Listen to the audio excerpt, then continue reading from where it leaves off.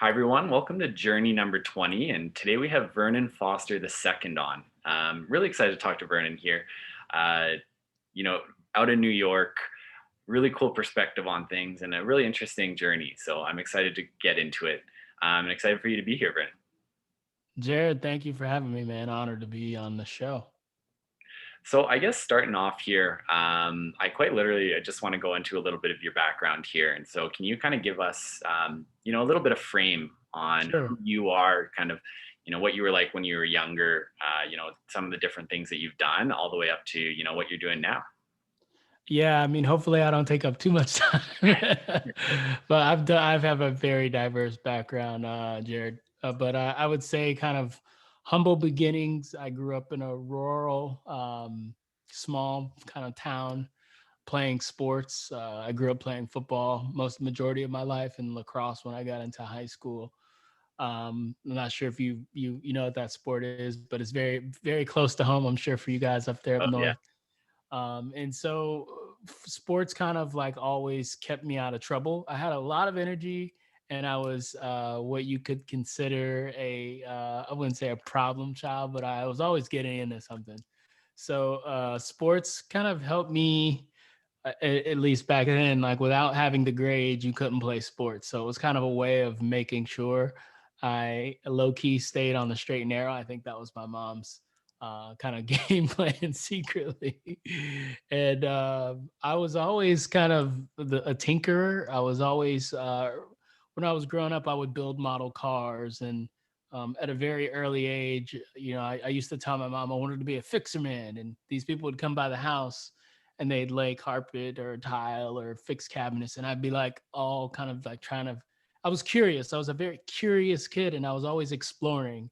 And as I got older, that exploration turned into music. And one of the things I would do before our games, I would put together these mixtapes way back when Kazaa and LimeWire, you could, that was like Oh when the internet was just starting to take off. yeah. Yeah. And it was like the next evolution from like chat rooms and like age, sex, location, right? It was like now you can actually burn CDs. And so I would burn these CDs for our pregame mixes, and before we took the field in the locker room, we get like really hyped, like let's go, to these tracks, right? And so fast forward, when football was over, I was getting into college, and I was like, what do I want to do?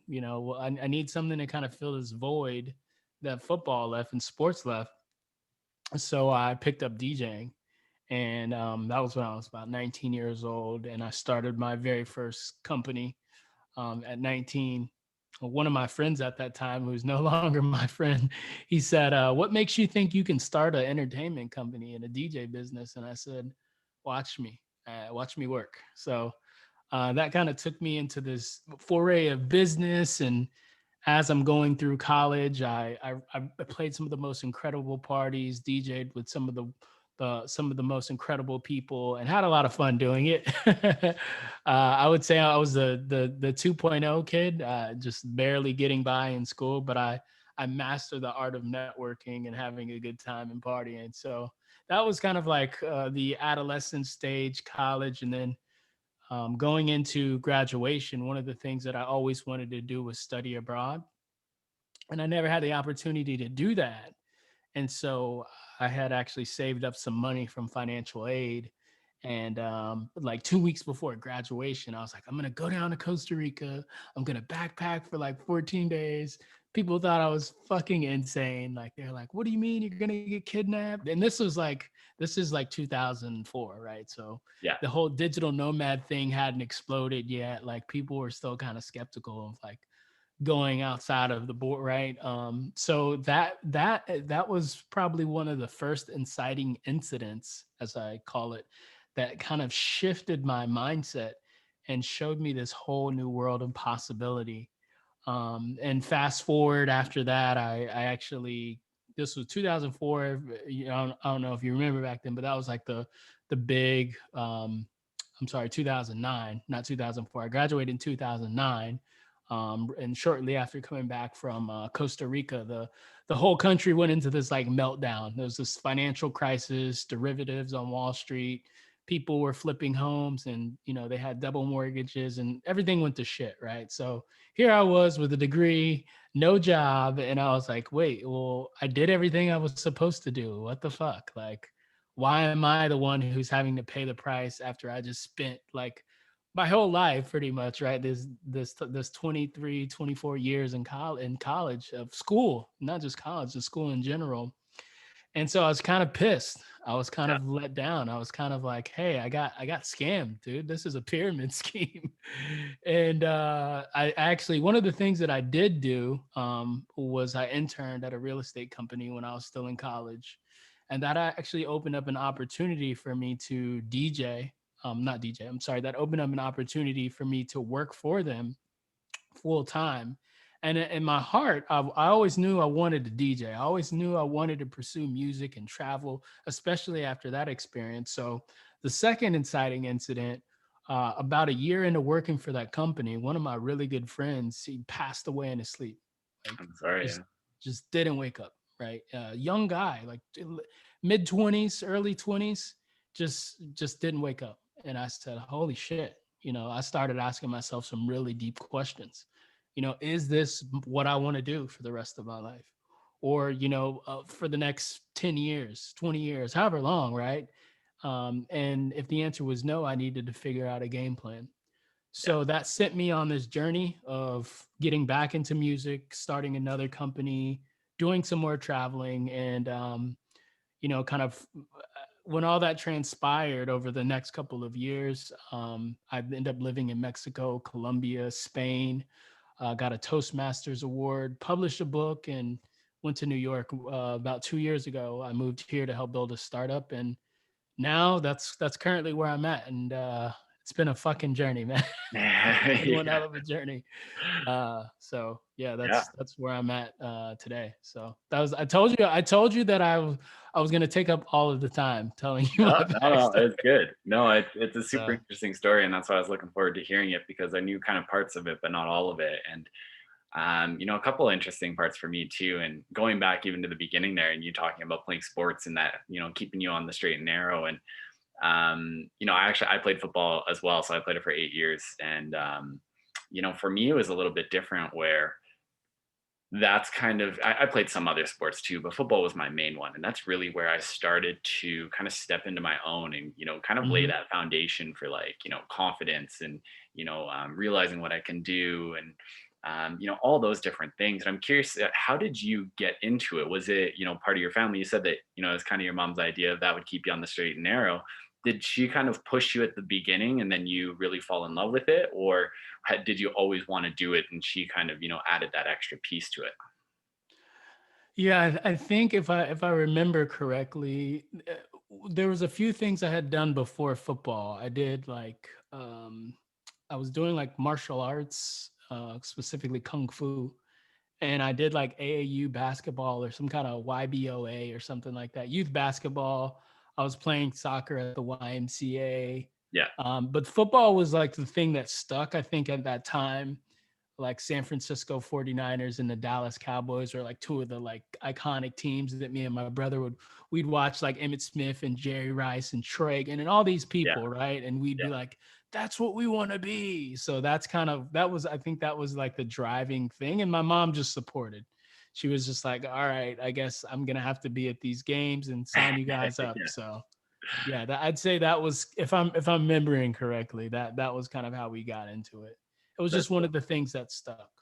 Yeah, that's cool. And something that really resonated with me when you're talking there is about that void that it left afterwards. Mm. Right. And especially, when you're younger, when you're a kid and growing up, like that's kind of your life, right? Like Oh yeah. it can be football, it can be, a bunch of different things. It could be music, it could be, drama class, like it could be a ton of different things, right?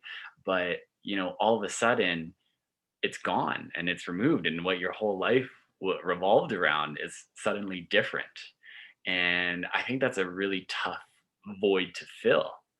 And you said that you kind of that's when you really transferred into music, right? Hmm.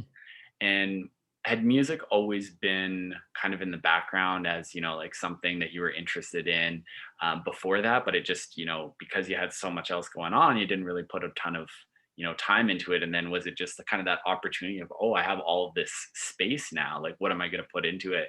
And you just sort of gravitated towards music. I'm curious on how that worked.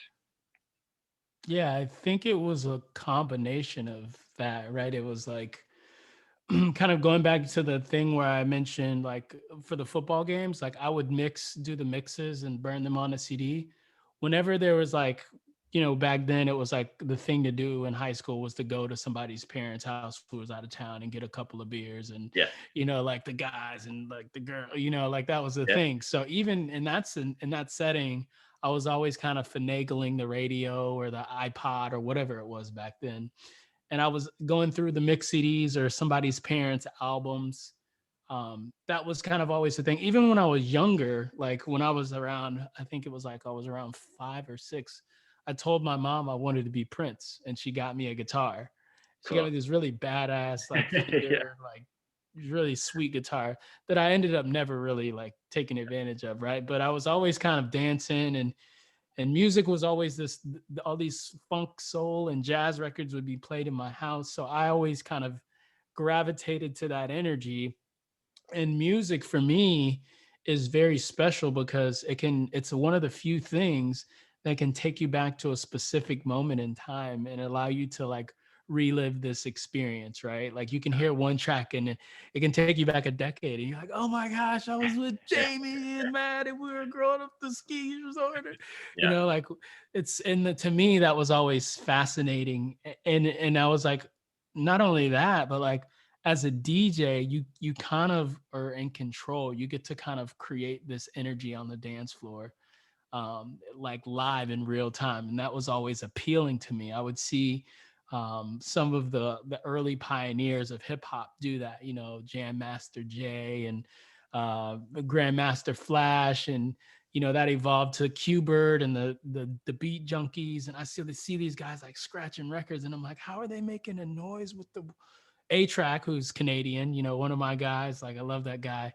Yeah, I was fascinated by the fact that people could use music to kind of create this energy. And that was the other part of the draw for me. Love that. That's so cool. And then, kind of going back that moment too of that, that person that you used to be friends with, and when you told them, you're going to go out and, start this entertainment business, go DJ, and you kind of said like, what makes you think that you can do that?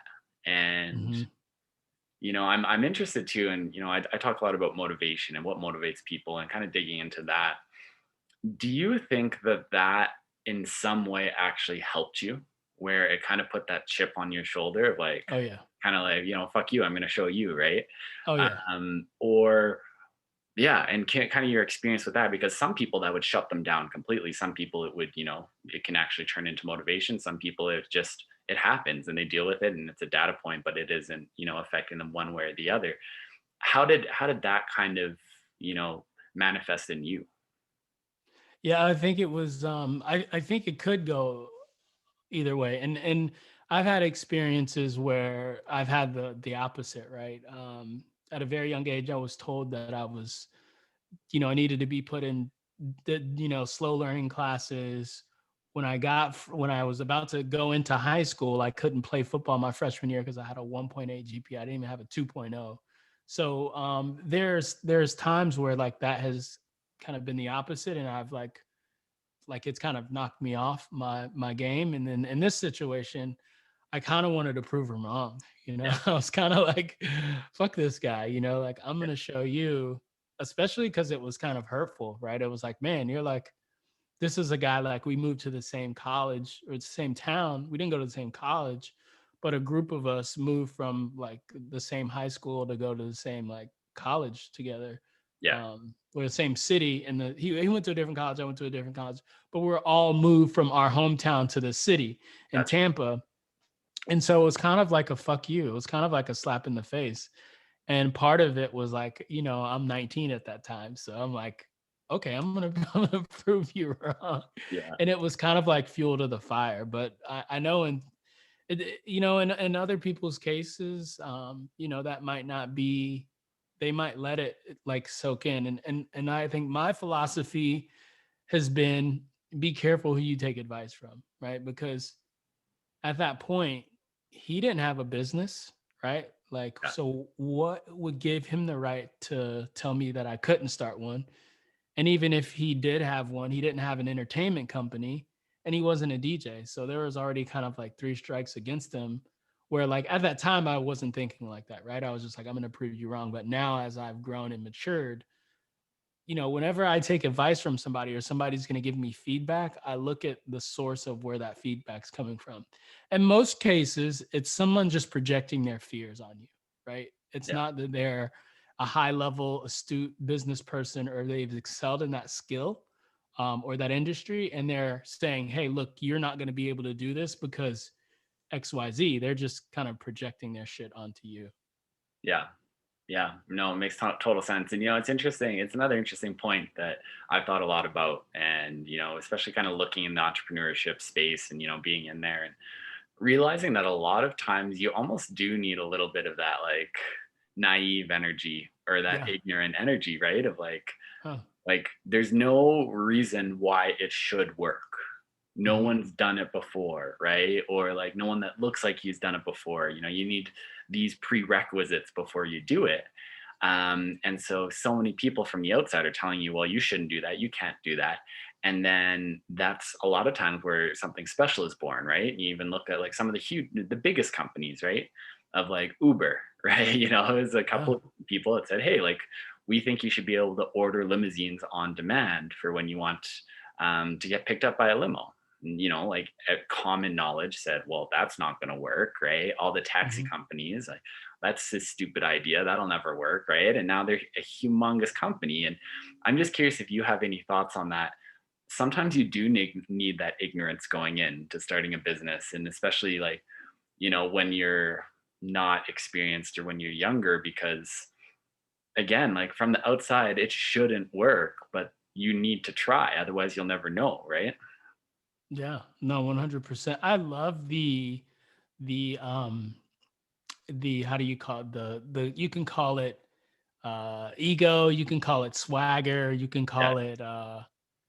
call it gumption, right? You can call it like just the like I don't give a fuck rightness of rappers, right? Like rappers are like the perfect case study for somebody who basically is able to craft a vision of their life until they're actually living it and then actually prove to you, like they're going out and proving to the world, right, that they talk about what they want to have as if they have it before they even have it, and then magically it just appears, right? Like they put out, Drake, right, which Yeah. is a Canadian, right, Yeah. another Yeah. represent the T.O. Like when he first rapped, right, Drake wasn't rich. He didn't live in this mega mansion and he didn't have like all of the things and that he raps about, but he rapped about him in a way that he spoke as if it was true and he spoke it into existence. And the cool thing about the subconscious mind is that it can't distinguish between fact and reality, right?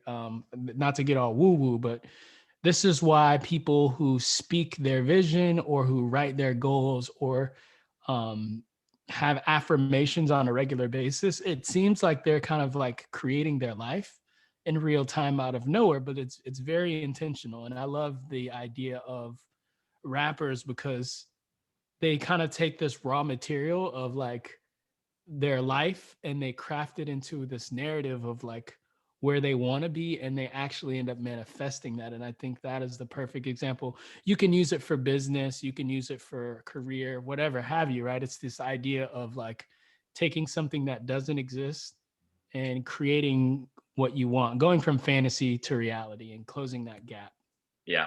No, I love that. And one of the other things I love about it is that it's kind of proven out on the field, right? Hmm. Of like, for every one of those rappers that becomes huge, for every, Drake or Kendrick or whatever, there's 100, there's 1,000 that don't get there, that are still talking the same way, Yeah. that are, want to get to that same space and they don't get there. But the big thing and the kicker is that you never know until you try. And it Mhm. doesn't matter what somebody tells you, it matters on your results, right? Like there's going to be a ton of people that say, well, you're not going to be able to do that. There's too many out there already. You don't have the skills, whatever it might be, but you never know until you actually go out there and try. And that's why I love that too for, like athletes or rappers or, entrepreneurs, is that it doesn't matter what people say, you kind of get to go out there and prove it yourself. Yeah. Right. And so that's what I love about it. And going back to another piece of your story there, and that idea of feeling that urge to go and travel, right, and Mhm. go into Costa Rica, you said.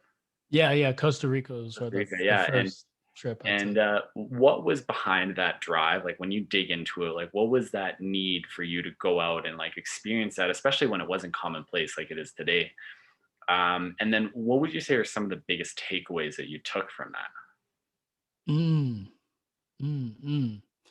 Yeah, I think the biggest drive for me was the fact that I think I had this kind of I was always kind of bored by by my hometown. It Yeah. looked I don't know if you ever saw the movie The Truman Show.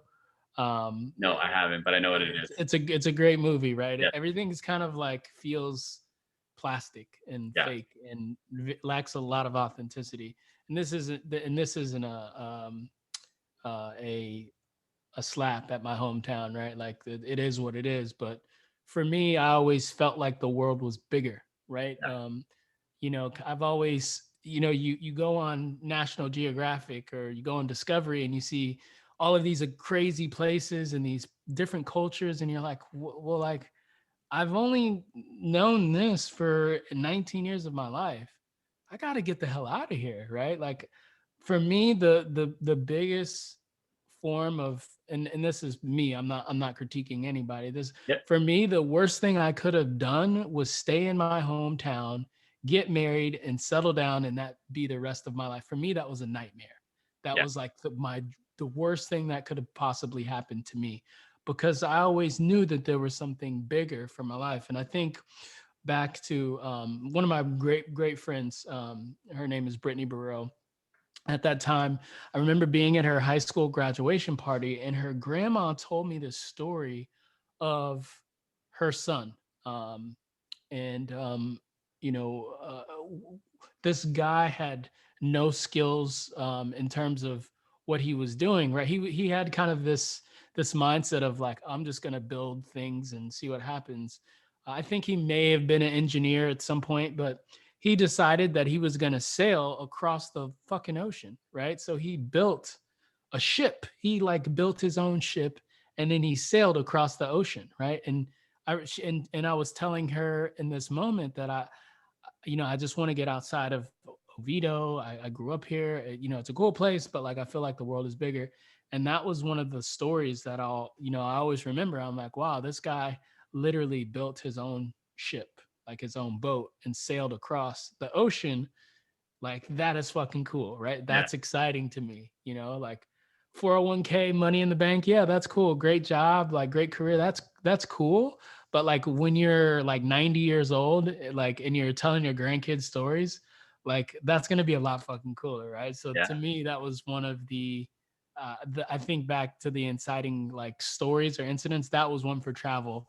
Now, as I was there and what I discovered, I was in disbelief that I had spent my whole, not my whole life, but a good majority, almost a quarter of my life in one place, in one part in Florida. And I moved to other cities in Florida, but for the most part, a quarter of my life was spent in the same place. And I saw the beauty of Manuel Antonio as I'm walking down this beach, and I said, man, I can die happy. Like this is fucking amazing. This is so incredible.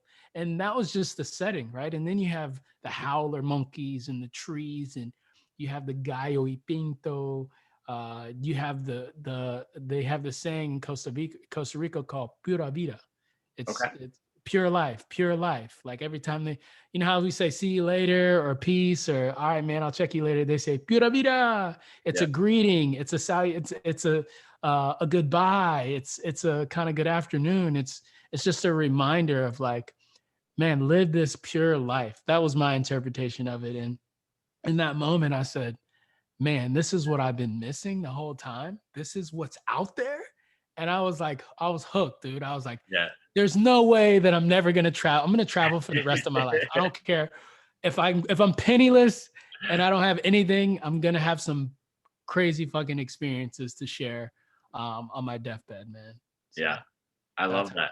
I felt. And, I think that speaks to me on something so deep and, almost like a trap that so many people fall into of not understanding just how limitless the possibilities are, right? And getting trapped into like, no, like I'm going to stay in the same town for my entire life. I'm going to get married and then I'm going to retire, right? Like one for me that I talk about all the time is, especially coming up from our, a lot of times like our parents' generation of, Mm-hmm. like what you do is you go out, you get a good job, you get married, you buy a house, and then you retire, right? Mm-hmm. And like for whatever reason, my entire life I fought against that so hard. And I was like, well, that doesn't sound right to me. Like I want to enjoy what I do. I want something, that gives me purpose. I don't want it just to be a job that I hate so that I can work towards retiring so I don't have to work anymore. Like I want to work my entire life. Like retirement sounds boring to me. Yeah. Like, Yeah. I want to be doing things that I enjoy, like whatever it is. And so, fighting against those preconceived notions of what is possible and what's not. And I think that that plays a lot into that next part in your story where you brought up of you came back home, you graduated, you did everything that you were supposed to do, and all of a sudden you find that it doesn't have the result that you're hoping for. You don't have that job lined up like it is the dream that is sold to you, right? You go to college, you get a good job, and Mm-hmm. that wasn't the reality. And yes, it was a lot of different forces acting on that, but again, it's if you live your life according to what you're supposed to do or what everyone else tells you to, and not listening to what you're specifically telling yourself, what your soul is telling you to do, a lot of times it backfires. And I'm curious, what comes to mind for me is this quote, and I don't remember it specifically. I think it was from Jim Carrey actually, and he was talking about how his dad always wanted to maybe be a comic or an actor or something, but instead he became an accountant, right? And eventually one day he got let go from his accountant job. And the lesson that he pulled from that was you can fail at something that you don't want to do. So why not fail at something that you actually want to do?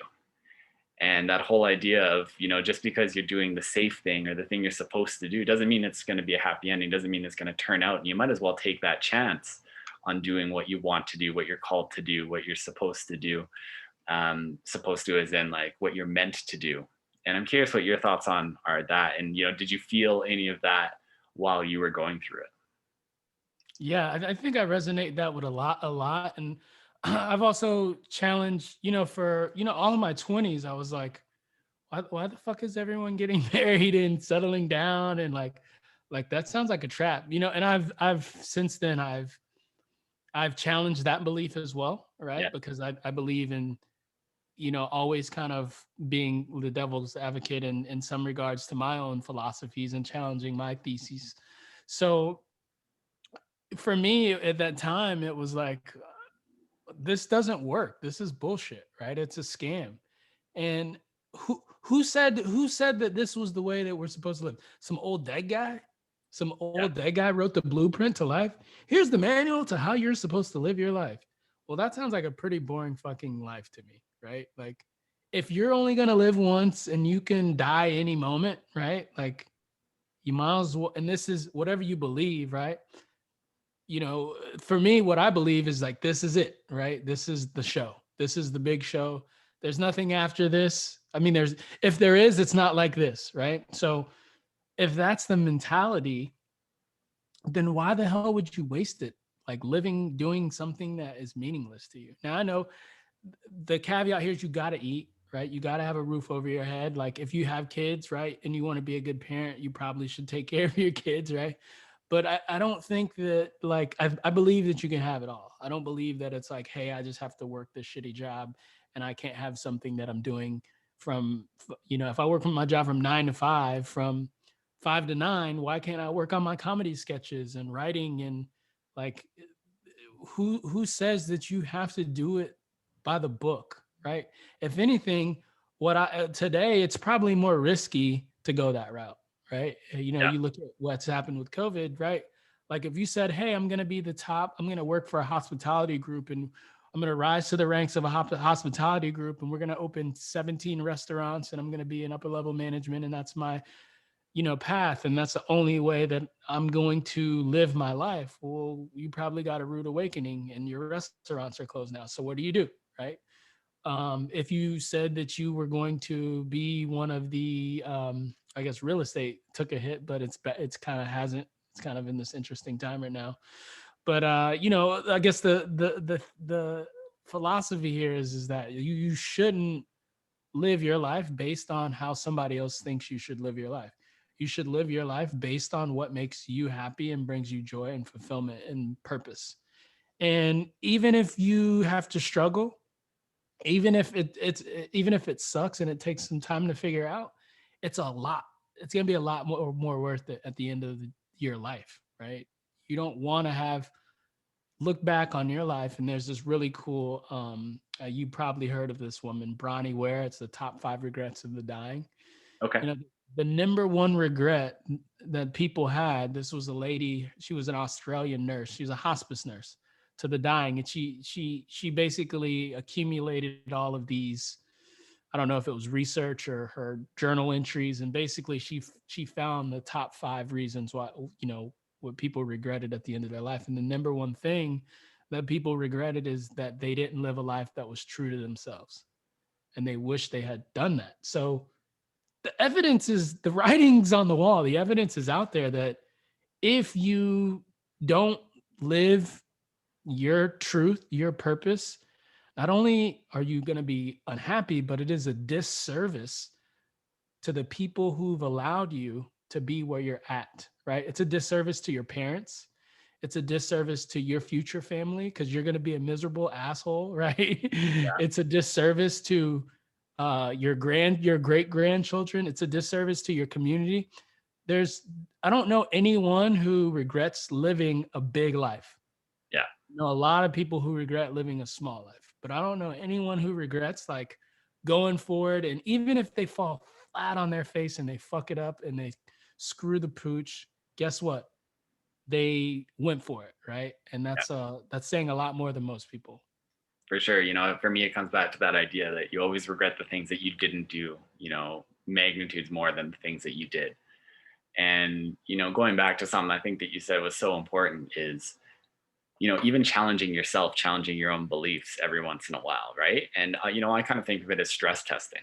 And it's something that I had to do a ton in my life where, I started to come to some big realizations and just be like, oh, like this is what I've thought for my entire life, but is it true? Do I actually believe this? Like, is this something I still believe, or is this a decision that I made when I was 12 years old? And now it's, in Mm-hmm, my mind, mm-hmm. it's true, but maybe it's not true anymore looking at it as an adult. I thought that was so important. And the other point that you kind of brought up there too is, there for me, I try to look at everything as there's no right and wrong, there's right for you. Yeah. And just because people, some people are getting married in their 20s, some people wait until they're 40 to get married, right? Some people love that 9 to 5. They're all about that work-life balance. Some people want to grind, 80 hours a week. For me, the problem comes into when you ask why, right? Like, why are you doing this? Are you doing this because this is actually authentically what you want and what you feel? Or are you doing this because that's what you think you're supposed to do? Right. Yeah. And for me, that's where the rub comes in. And so, not trying to place my beliefs on other people's and push my way onto them, and really just asking why and realizing that just because it's right for me doesn't mean that it's right for them, and vice versa at the same time. Yeah, and that's a hard thing to do, right? Yeah. It's because you have your own set of experiences, beliefs, and ideas, and right, and we want to project, right? We want to spread our ideas. We want to be helpful for the most part, And but you have to be mindful of like that what you just said, right? Those are your own sets of beliefs, and that they're your beliefs, they're your experiences. So to push them on other people doesn't it doesn't serve them, right? It doesn't Yeah. serve your friend to you tell them how to live their life. What Yeah. serves them is you being supportive in whatever they choose along their journey. Exactly. And, I think of it as presenting the options to them and showing them that there are differences and there's different ways to do it, but not forcing or trying to manipulate them into one or the other. Right. And Right. then at the end of the day, too, realizing that everybody's responsible for their own life. And so whether Yep. you agree with the path that they're going down or not, at the end of the day, that's their decision.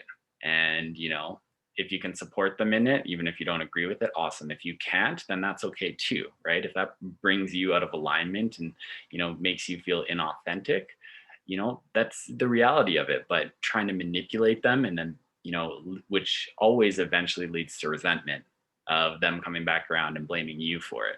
So, um, one of the other things I wanted to touch on here is a really interesting topic that I've thought about a lot in my life, but I haven't, necessarily talked about a ton with people. And one of the things that you talk about is becoming a generalist in a world where that rewards specialists. Yeah. And so, first, I guess if you could just explain a little bit on, your thoughts around that. Was it a conscious decision to more be general, or did you look back on it afterwards and realize, like, oh, I've built this wide base of experiences and knowledge and skills that now, kind of qualifies me as a generalist, and I just never ended up specializing. I think it was probably by accident, Yeah. if I'm being honest. It wasn't like I was like, I'm gonna wake up and be a generalist today. I think it was just I have a wide breadth of um, like things I'm curious about or I'm interested in, whether that be philosophy, travel, music, entrepreneurship, sports, human behavior, science, like fitness, right? I have like this kind of this palette of different things that I'm interested in. And so, I've kind of always been pulled, like whatever pulls me, I kind of move toward that until I get bored with it and then I pick something up again. Yeah. And this is, you could see this very early on in my childhood, from Legos to puzzles to building model cars, right? Like it just evolved into like learning different skill sets and being interested in different subject matter. So at the outset, it wasn't that I like sought to be a generalist. I think it just kind of happened by accident because I'm just curious. And when I'm done with something, I just want to always kind of tinker and do stuff. And so the advantage to me is that now I have this wide skill set, a wide set of relationships from different industries that I've worked in. It allows me to capitalize and the evolution of that, I think, is what's I call now as a specialized generalist. And I like that. and so and the opposite of that, right? Because if that's the generalist, the specialist is like, this is what I do, and I'm going to do this for the next 25 years. Well, we know that everything is evolving so fast, right? You have cryptocurrency, you have esports, you have, the marijuana industry. Like these things didn't exist 20 years ago, right? And it's happening so fast. So the idea that you can specialize in something and that will be here forever is kind of a limited viewpoint, right? It's kind of you're kind of setting yourself up for failure, right? That's kind of like when we were talking about earlier, like, hey, I'm just gonna work for this company and I'm gonna you do this and then have a like, and if that's your path, that's actually a lot more risky than trying something that may be outside of the norm because everything's moving at such a rate and changing at such a rate that you kind of can ride you can kind of ride the bell curve up and to the right. So that's the generalist, the specialist. Now, the specialized generalist, which I think was what I've evolved to now, is that it's kind of like, let's say you're a residential architect, right? That would be a specialist. A specialized generalist would be a residential architect of NYC brownstone apartments, and they do restorations and designs and for movie sets and build for custom, let's say like rich people that want custom homes, right? Yeah. Custom brownstones. And so how did you get there, right? Like if that's a residential architect, the residential architect is a very traditional kind of like, I went to school for architecture and design, 4-year university, go work for a company, blah, blah, blah, right?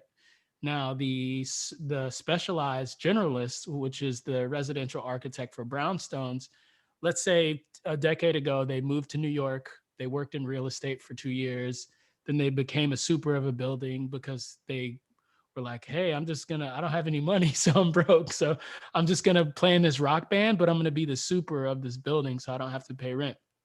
And then let's say they also did a thesis just like for fun, right? They were like, I'm gonna go on Medium, and for the next year, I'm gonna just blog about this thesis of like the evolution of like past, present, and future of brownstones in NYC.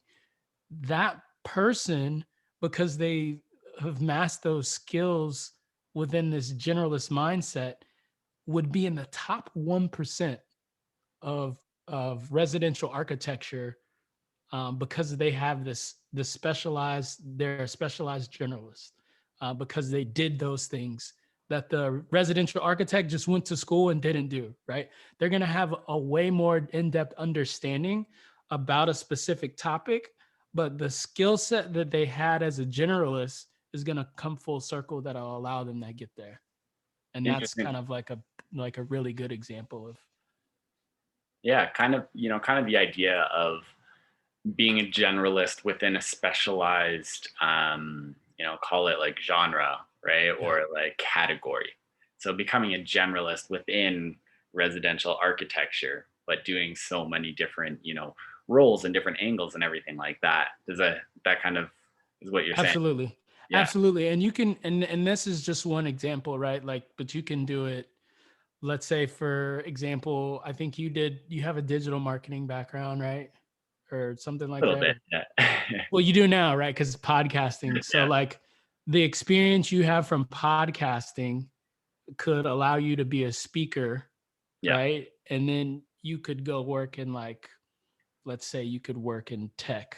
You Yeah. worked in like a startup, for like marijuana or let's say Bitcoin, right? Those are things hot. So that generalized experience as a podcaster and a speaker, if you take that to either of one of those startup industry verticals, you can become like super like well known in that space because you're covering topics and news within those genres, right? For sure. So that skill set you couldn't just acquire by going to school. You'd have to kind of tinker around a little bit and get your hands dirty by doing other stuff, For sure. in order to excel. And that's how you could become the top 1% in either of those industries. For sure. And like that idea really resonates with me, and it's kind of similar where like I feel like I kind of did it by accident, but it really came from a place where I guess two places. One, curiosity. For me, I just love Mhm. learning new shit. Right? Like it For doesn't matter sure. what it is. I just like learning about it, like talking to different people, like learning about their stories, how they got to where they are, different topics, everything, wide range, right? And Right. then two, kind of, very similar to what you said, is boredom a lot of times, where I want to learn 80 to 90% of something. And I don't care about that last 10 to 20%. I don't care enough to go fully into like what I would call like that specialized space. Hmm. I want to understand it. I want to have a good understanding of it, but I don't want to know every single little detail. I just don't want to put in the work to do that because it doesn't interest me anymore at that point. I Right. think the other thing that's helped me and caused me to jump around a ton. I think the other thing, and a lot of people miss this, is being able to pull information and experiences and lessons from seemingly completely different, um, you know, categories and distilling that lesson down so that you can apply it to all, right? And Mm. so, like, kind of cutting my teeth in entrepreneurship, like, I've worked in extremely different industries. Like, I started in essentially like painting slash construction, and then I went to um, what did I do? And then I did like a healthy meal kit delivery. And then I did like cold pressed juice. And then I worked in hospitality and restaurants. And then I, worked at a tech startup. And a lot of people look at those and say there is no overlap at all. Right. Yeah. But what I'm able to do is distill those down. And what I realized is that, especially in business, because that's where I have the most, experience in, is that 90% of it's the same. Maybe Mhm. 95% of it's the same. Honestly, a lot of the time, it's just those little details that are different. You're still working with people. You're Yep. still, selling products or services. um, if I have a client complaint from when what I learned dealing with clients, when I was running my painting business at 20 years old, I can then apply to, when we're working with multinational corporations in the tech company and we have a client problem. Taking those same lessons, the approach might be slightly different. The details are going to be different, but still keeping those same lessons of how I learned to deal with that and how to, deal with conflict, how to, you know, um, resolve issues and, have this, try to get to the best case scenario and the best outcome. You can apply that across those different categories. And I feel like a lot of people don't connect those dots. And I think that's what's really helped me. And, even Yeah. speaking to what you were saying of like podcasting, I almost think of it as like reps. I'm like, this is helping me get better at talking to people, meeting Yep. people, right? Like if I want to go speak, if I want to, I don't know, put out content, whatever it might be, realizing it's not a singular event. This conversation is going to help me in a conversation in 7 years from now when I randomly meet somebody. I'm going to be able to pull some information from this, and approaching it with that mindset, um, makes everything almost compound when I think about it. Yeah, no, I love that. It reminds me of the Steve Jobs quote of you can't connect the dots looking forward, you can only connect them looking back. And had I, like, and it sounds like similar experience for you when you've done these things, but like on the surface, somebody would be like, "Oh, that makes like you just were kind of like slacking off and just jumping around doing a bunch of different hippie stuff. What are you, some kind of like gypsy, Yeah, right?" yeah, But it's like, no, you were actually learning about the similarities of all these things and how they kind of converge in one. And you're going to be like a Swiss Army knife to whatever you do next, right? Like exactly. you're more valuable to an organization because of those skills that you've kind of acquired outside of, the industry versus somebody who's coming in, fresh out of school, or like they're specialized and they have this mindset or this specific skill. Yeah, And that kind of goes back to the philosophy of a generalist. Like it's not something that you can really lose from, I don't think. yeah. You just might not see it at the outset. Exactly. No, totally agree. And it's a topic I, after it coming up, being like, I want to jump more into this. I need to explore this a little deeper and kind of get my thoughts clear on it. So we are, running up to the end here and time's just flown by. Yeah, this is cool, man. Yeah. This is a lot of fun. Yeah. Like But vibing for real. yeah, before I let you go, is there anything that we didn't get to that you wanted to bring up? I know you have a book that just came out, I believe. Can you tell us a little bit about that quickly? And then, yeah, if there's anything else that you wanted to say or anything else you wanted to bring up before I let you go here. Yeah, I think yeah, I appreciate you letting me plug the book. If anybody wants to check it out, they can go on Amazon and find it. It's called The 7 Laws of Mindful Living. And you can find, me over at vernontfoster.com. My socials and stuff's there. But the book, it's fundamentally trying to, kind of let people know a lot of what we talked about, is in there. This idea of like living your life based on how you see it fit, not how somebody else laid out a blueprint, an old dead guy who no longer exists that we probably can't even remember, not living by his blueprint, and learning how to let go of the experiences that shaped our beliefs, whether those are limiting beliefs or whether those are things that didn't serve us, like the you're fat, you'll never be shit, right? You're a problem child. We hang on to those and we cling on to those ideas, and they shape our identity and end up shaping our lives. So it's a soul manual. It's kind of like part philosophy, part kind of travel memoir, part helping people just understand and take their power back through self-love and letting go. So that's a quick plug for the book.